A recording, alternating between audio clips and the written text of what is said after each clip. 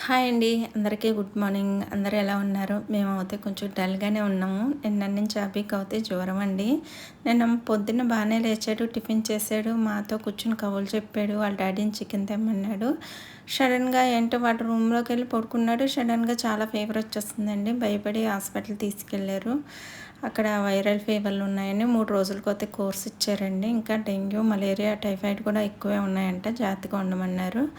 ఇంకా నిన్న వచ్చి పడుకున్నవాడు ఇంకా మళ్ళీ అసలు లేవనే లేవలేదండి. ఏమీ తినలేదు పాపం. వాడిని అలా చూస్తే నాకు చాలా బాధొచ్చింది. హాలిడే వస్తే ఇంకెప్పుడు నా వెనకాలే తిరుగుతాడు. అమ్మ, అమ్మ అంటూ కబుర్లు చెప్తూ చాలా సరదాగా నాకు ఇంకే పని చేయబుద్ధి అవ్వదండి వాడితో ఉంటేనే. కానీ నిన్న అలా చూసేసరికి నాకెంత చాలా బాధొచ్చేసి కాసేపు చాలా బాధపడ్డానండి.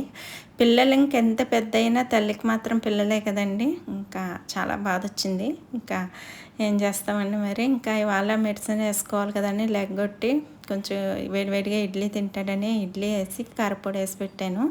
పాలు కూడా కాసిచ్చానండి. నాకైతే దోస ఏసుకొని